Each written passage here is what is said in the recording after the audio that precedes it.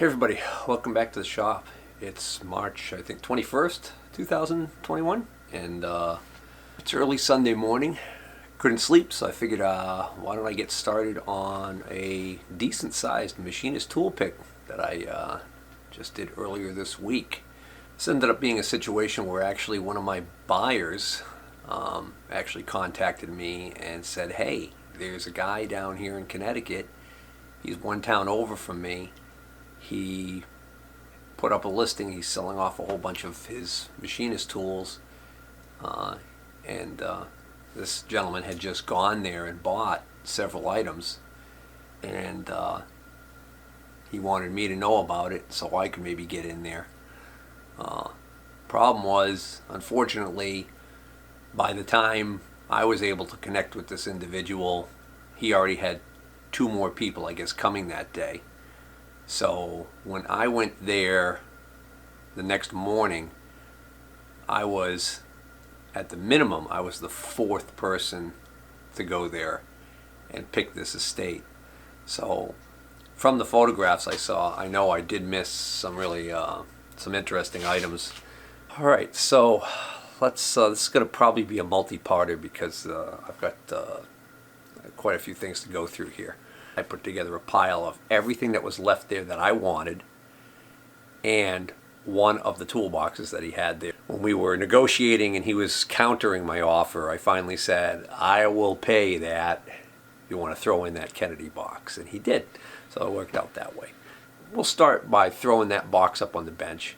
And I did put some stuff in the back in the drawers just for the purpose of carrying stuff out of there. So we'll go through the box and what's in it. And then we'll start working off of the bigger pile of stuff. All right, so this box, it's been around for quite a while by the looks of it. It's got this really dusty, faded looking top. It's funny, it's almost a color mismatch. It's so bad right here, you might even think somebody replaced this top at some point. I don't know why this is bowed out right here. But the reality is that on the side here, the color match, the side of the box right top is a perfect color match. So I don't know why this ended up fading like that. You might be able to clean that up and bring some of the color back to it. This surface rust on all of the exposed metal parts, like the chrome parts. So, but the handle is in good shape. It's missing the lock, but what's nice is that it does have the lock retaining clip, so easy enough to put another lock in this if somebody wanted to. Although I think the replacement lock comes with that clip. But anyways, so this is a 7-draw. Front's in great shape. There are only very small areas where the paint was damaged, where a little bit of rust is showing through. This is much better shape than the last one that I sold. So I think I'm going to be able to get 60 or 70 for this one. There's a little bit of paint overspray here, and also some on here on the front. It's funny, it almost looks like he was painting something and then, well, that's not paint overspray, that's the morning sun coming through the window, you moron. You maroon. I tell you. That's why I shouldn't do these early morning things. I swear my IQ goes up throughout the day. At least I like to think so. Alright, let's check out what I squirreled away up here on the top. Okay, so I was glad these were still there when I got there. Because I had seen them, a couple of them in the photo. And I knew that I would have people who would want to buy these because I've been able to sell these fairly quickly. Of course, I sell stuff cheap, which is what. Well, that sounds like I'm bragging, right? I don't mean to. I can't always sell everything cheap, but I try to. I try to not have stuff hang around. I try and put it out at a price that it's going to move fairly quickly, when possible. All right. So what we've got is we've got these 5C collet blocks.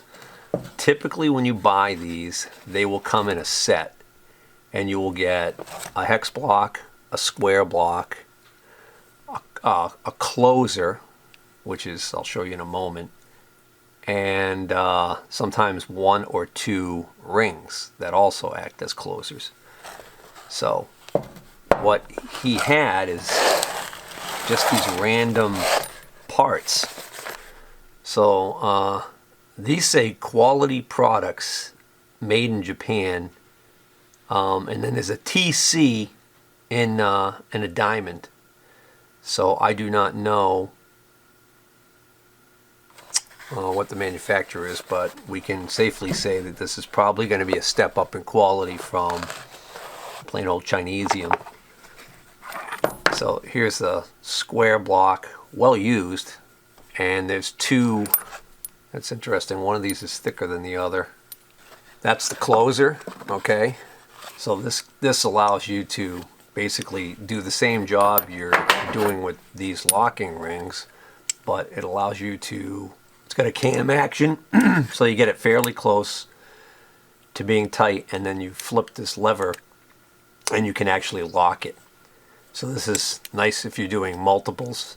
You just flip it down, take out your piece, put the next piece in, lock it, do your operation, and repeat. And then in the final box here, we've got another, okay, so we got another hex collar, another hex block with a locking ring. I don't know if I'm going to sell these as a set or what I'm going to do. I saw this. I asked them what it was. It says Welch on it, and there's all these little doohickeys and everything on the cover. It's kind of faded, so I couldn't really see it really well. And then he explained to me that this is a collet stop. So this is called the Super Collet Stop Set, complete with stand. Welch Super Collet Stop. All right, so this piece looks like maybe it was made by somebody and added after the fact. So this is kind of funky here. I wonder if this is just a regular collet stop that was put in a box later. That's what this looks like to me. I'll tell you what, this is a regular collet stop that was put in a box after the fact, and it is marked Hardinge SS5C. So not only is that a standard collet stop, but it's a Hardinge collet stop. I've never had one of these, so that's nice. When it comes to collets and stuff like that, you can't beat Hardinge.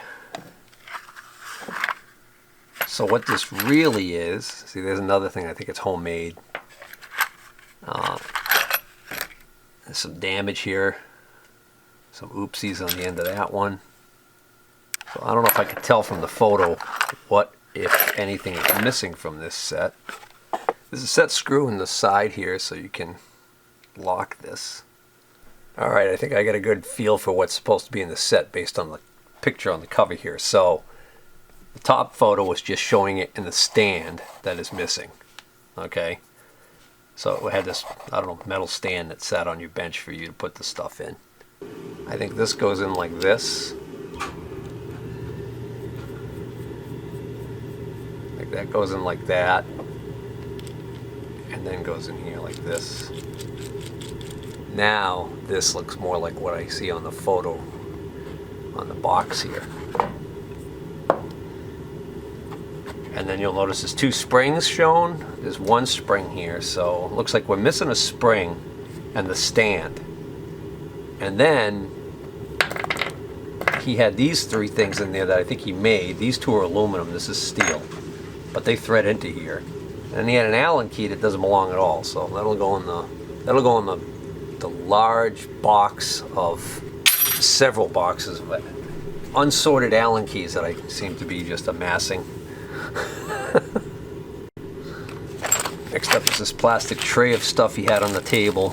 He just bought it all. This, like I said, everything, all this was put in one big lot. So this is another one of these little indicator point kits, generic points or whatever. So I want to bring something to your attention. So the label indicates that this is just a generic cheapo set, but there's actually some stuff in here that doesn't belong in here. Like, for instance, I don't even know if that's a contact point or is that a thumb wheel. No, I'm not going to worry about it. But the one you gotta pay attention to is this one right here. So we're going to take this one out and we're going to set it aside. Just give you a quick look. See, it's a little roller. There's what appears to be a new unused indicator arm. Judging from the coloring on it, looks like it might even be a Starrett. Oh, here's another one just like it. Yeah, so I don't know. I don't see any markings on it, but I can't recall whether or not Starrett bothered marking these or not. But this 3 of those flex arms. This is a little doohickey here that you can put on a drop indicator, and it turns your drop indicator into a bore indicator. Basically, it allows you to reach in. Basically, it makes your indicator and take a 90-degree turn. Handy little tool. It's funny, I've come across a lot of these that are completely unmarked, but this one, they took the time to actually put on here that the screws are sealed with Loctite. Okay, well, thanks for letting us know. Some more random indicator holder parts and whatnot. There's one that somebody ground the bejesus out of. And then, let's see, this is another thing of just indicator points by the looks of it, but let's make sure we don't see anything special in this one. Oh yeah, see, like right there, that foot, that might be a Starrett foot right there. Looks just like the one that comes off of the set. There's another one you're going to have an eagle eye to spot. See that little innocuous looking little threaded disc? That is the plug that goes on top of a Starrett last word 711 indicator. I don't have a 711 right in front of me right now, but I've got this set over here. So if you look at this set, you've got attachments like this that thread into the top of the body on a 711. And if you're not using that, if you're using the body clamp, in other words, if you're using this style clamp to clamp on the body, and you don't want this thing hanging off the top, when you take it off, there's a hole in the top there, and that's what this little screw is for. There's no mistake in that. And last item of note is we've got a box here. Actually, this is attachment too. So this, oh, it's interesting. It's for 711 F and H indicators. So this is also for last word, and it is, oh, it's one of those things I was just talking about that screws into the top of a 711, but it's apparently, it looks like it might be new in the box. I'm gonna have to start going through. I have just a whole bunch of these types of indicator. I mean, I've lost track of how many of these things I've got. Oh, that's actually a ball right there, swivel ball. That looks like it's part of part of one of these. Looks like a best test. Yeah, there we go. So here's a round and sharp best test in the older style wooden case. Got the contact point wrench. This works perfect. This is a 10th indicator, I believe. Yeah, this is a 10th indicator, so this is a 7032-3. So these tend to bring a little more money than the other ones. This one's in perfect shape. It looks like it was calibrated back in '95. Great looking dovetails on it, very clean, nice indicator.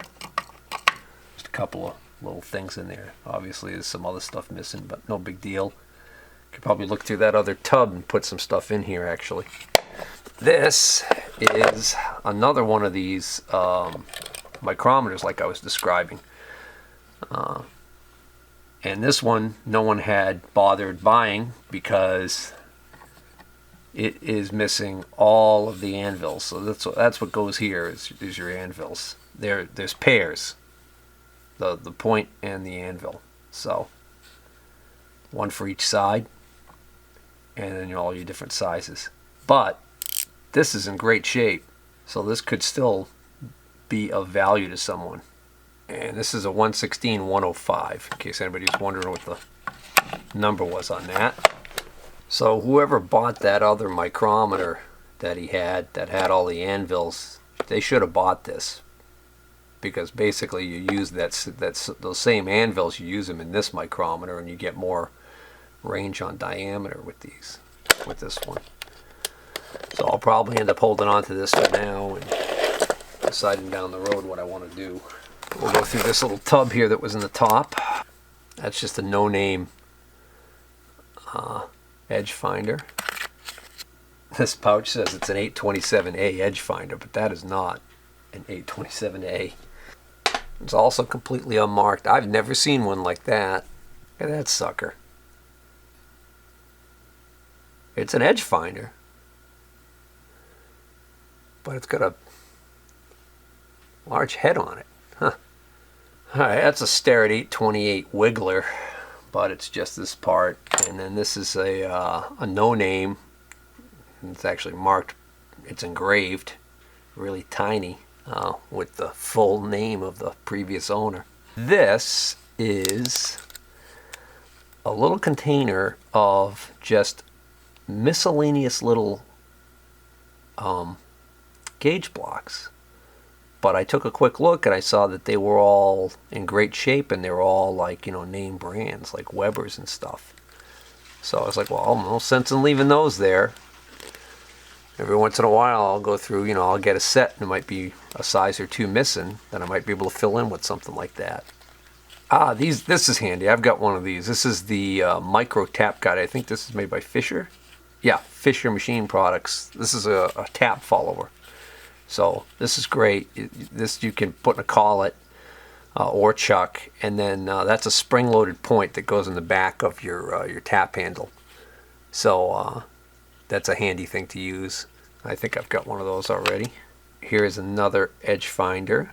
It looks like he just went around the shop and threw every edge finder he had into this container. This says Brown and Sharp on this plastic.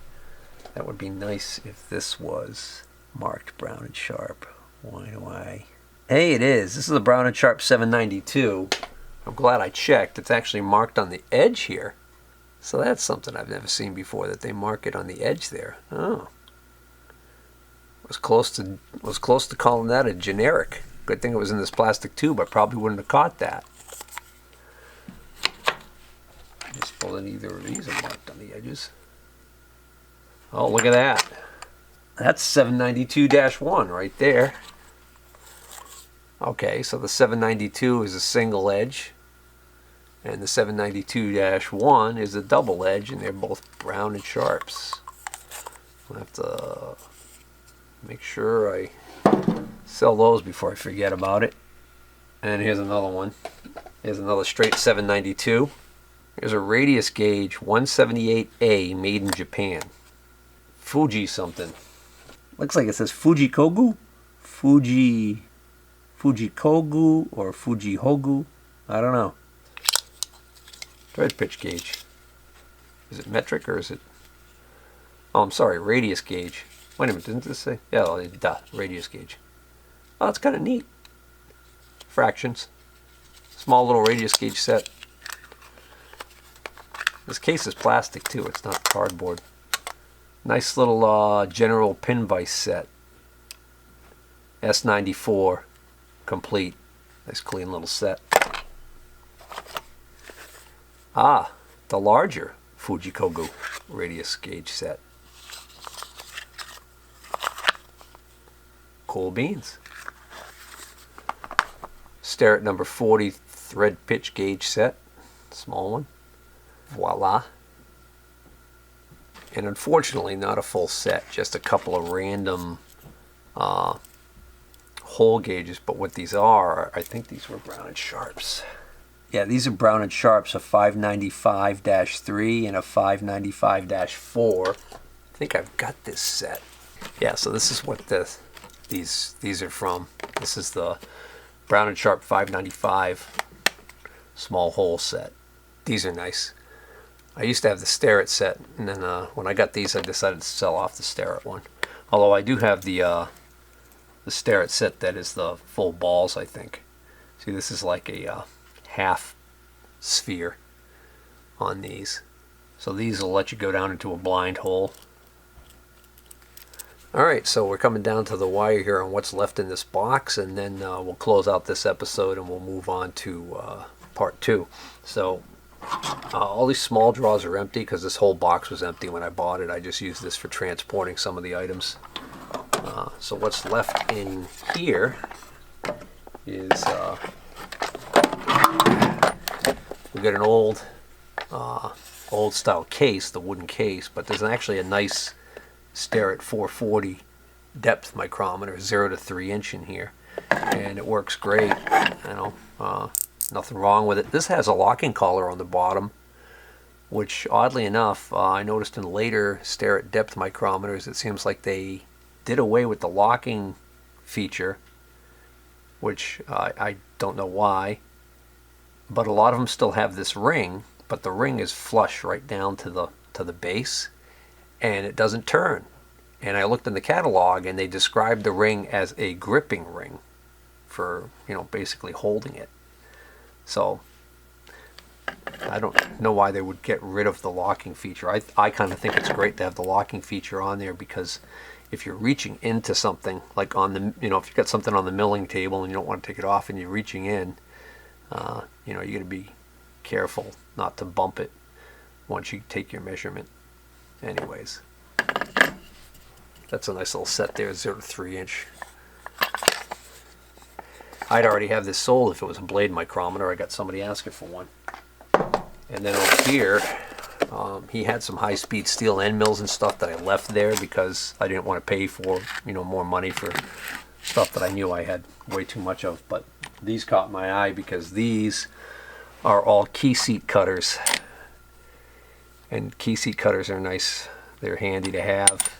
And eventually I'll go through and start sorting all of my key seat cutters, and I'll keep, a couple of each size or whatever. And then there was this one, well, I guess that would cut a V groove, oddly enough.